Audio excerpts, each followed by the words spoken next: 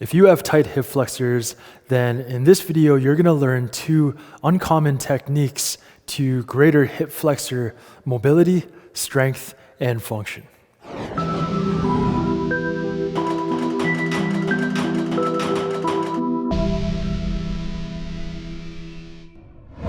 Hey, what's up? It's Coach E here from Precision Movement, and welcome to another video where I'm gonna teach you some techniques that you might not have seen before to help you improve your mobility and movement longevity.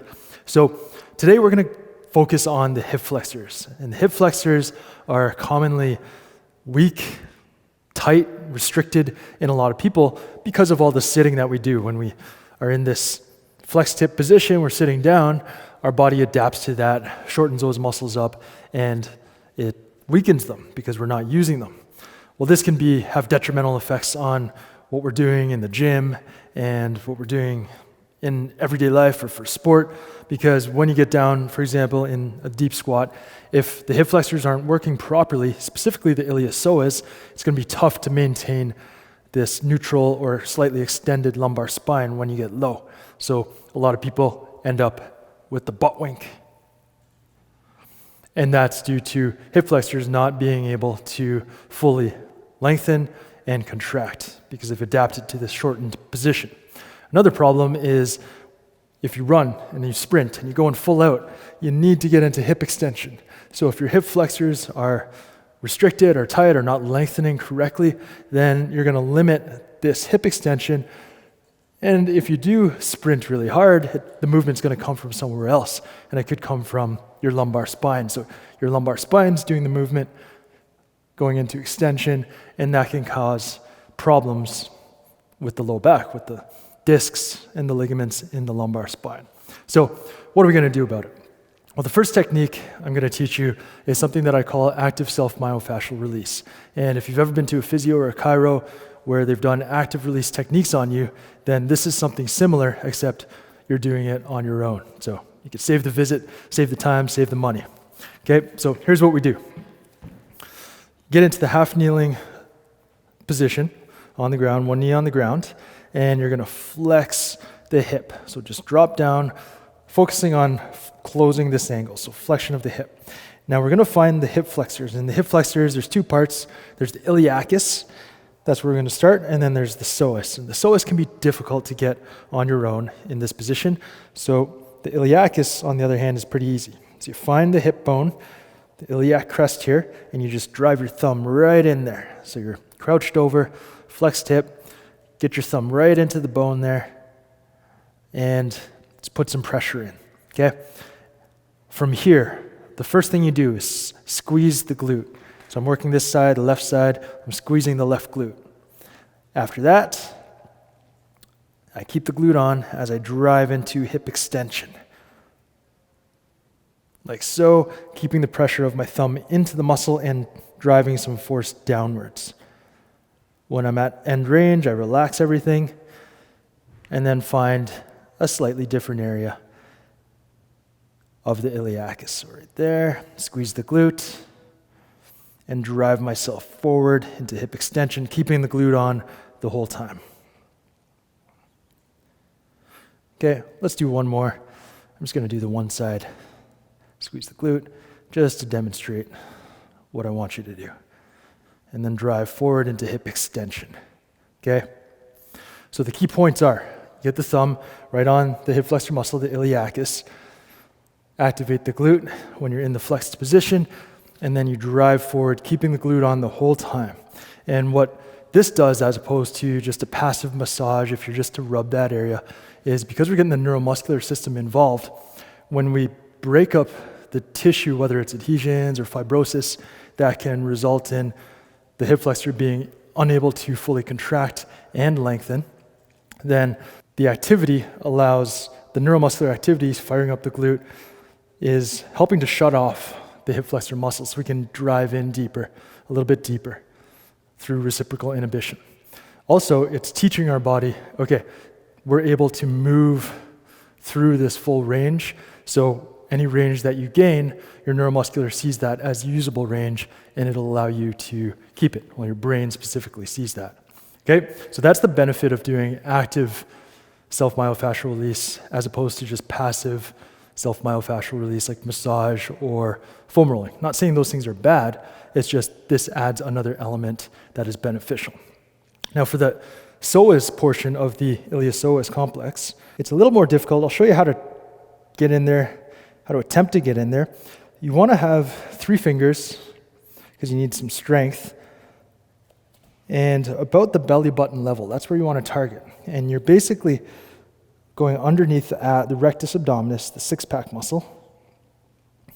And if you want to test if you're actually on it, you go in the opposite stance and you can just lift the knee off the ground.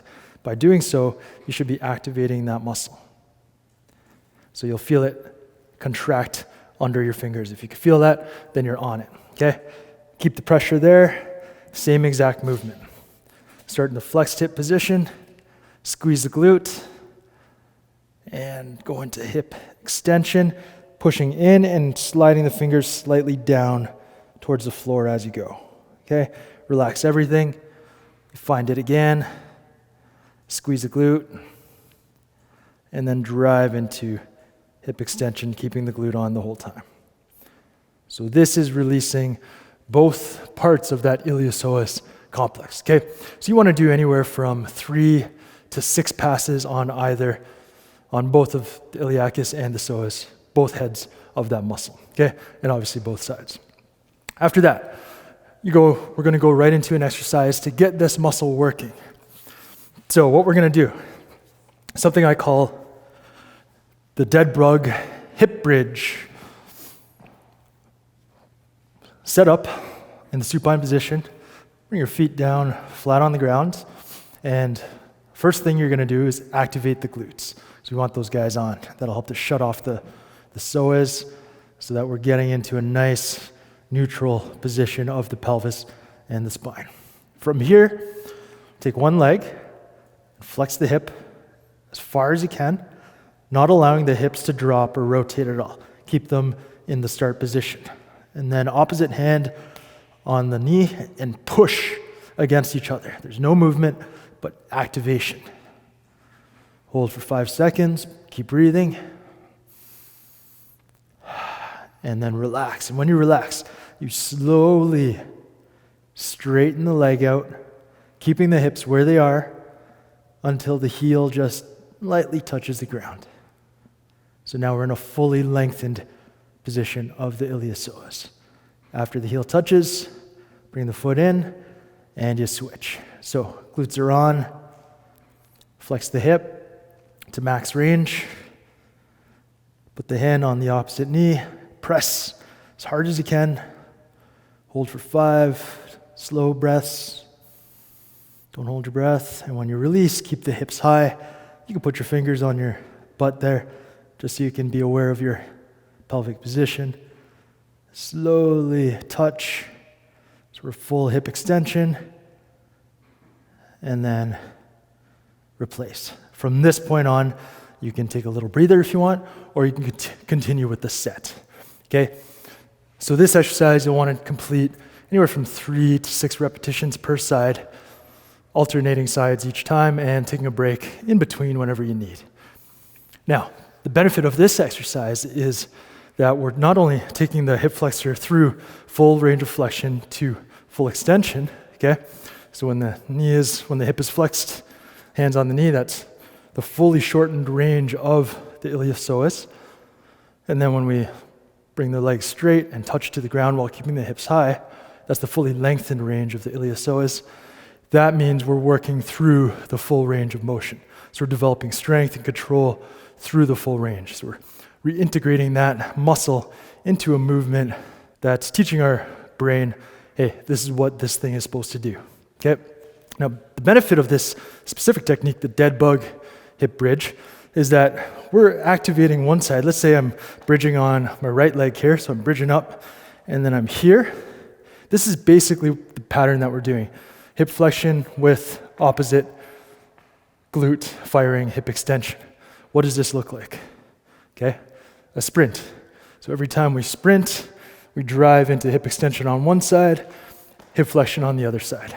So this is working a very functional pattern that will easily transfer to an activity like running or sprinting, if you do that kind of thing. And I recommend everybody should be sprinting on a weekly basis at least, okay? So as you can see, this is a very good pattern exercise to use, and by preceding it with the active self myofascial release technique, that's going to help us to improve the function and the range that that muscle can go through, and then we take it and we drop it right into a pattern that is useful. All right, so that is the two-step process to greater hip flexor strength, mobility, and control. Now, hope you enjoyed that. If you like more stuff like this, make sure you subscribe to the channel, and you can check out the link. I'll toss a link to precisionmovement.coach, where we've got lots more resources to help you improve your mobility, eliminate pain, heal and prevent injuries, and achieve movement longevity. Okay? So thanks again for watching. Talk to you next time. Peace.